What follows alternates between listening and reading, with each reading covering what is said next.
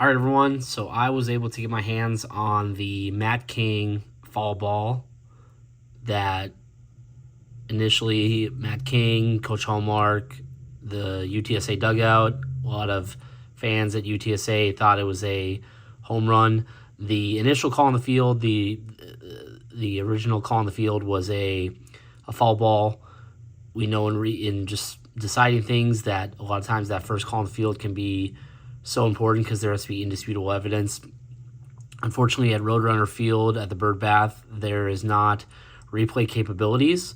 The NCAA, they do allow 2 challenges for each team by the head coach. The head coach has to initiate it per game.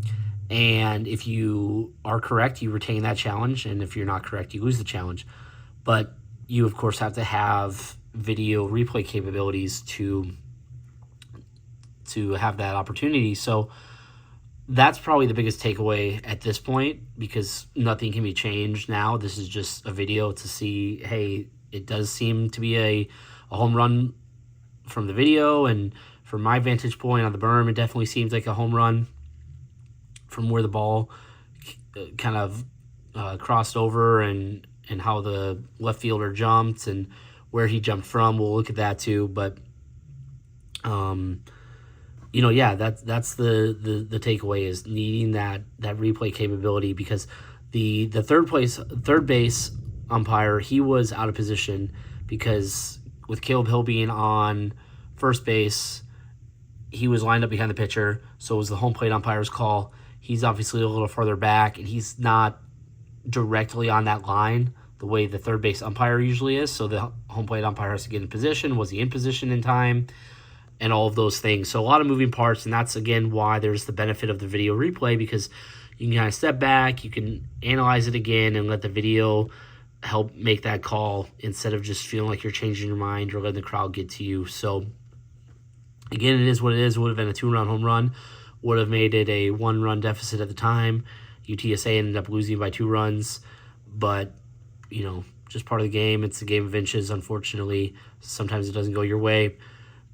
I'm starting from when the ball initially comes into frame, and objectively speaking, the 2 things I'll say, it's very tough to see when the ball comes in frame because of how quick it falls, and the building color of chaparral behind the field, that netting back there, and then the fact that you don't have the entire foul pole in view. That's the top of my computer screen, so that's where the video cuts off because it was zoomed in a little bit. But you can see that right here, that is the ball coming into frame, and the ball is going to take a hard bounce off what I would imagine is a concrete slab right behind that fence, in between the fence and the netting, and then it's going to bounce. It's going to come down, and then it's going to bounce back up, and so you'll see it come back into frame again. You can tell by the left fielder that he not only has already jumped for the ball, made an attempt for the ball, but he mistimes his jump. I think that's the benefit.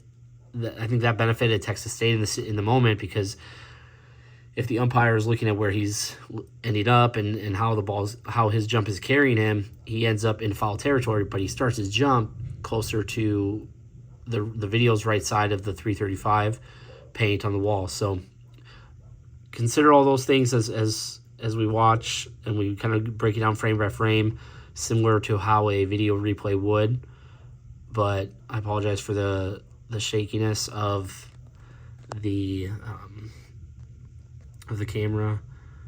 I've filmed a few takes just trying to get a clean recording for you guys. Have me not tripping over my words too much. So, I'm gonna go here so you can see it just bounced up. Now it just took that bounce. It's bouncing back up. Here it is again, and you can tell that that's the second bounce because of how the left fielder has carried how his body has carried him.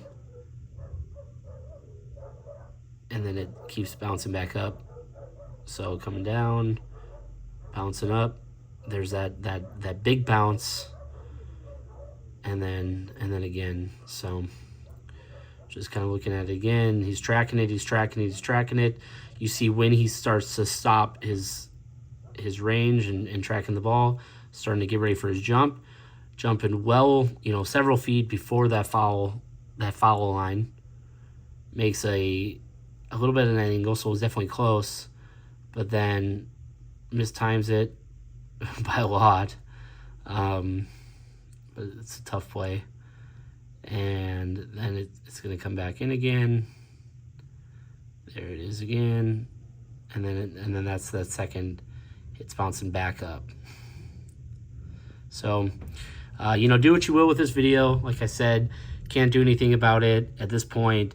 If anything, just reiterates the need for having replay capabilities at Roadrunner Field. I don't know what the infrastructure allows for with that, what the cost of that is, but definitely something that would be nice to have moving forward into next season. Hope you guys enjoy the video.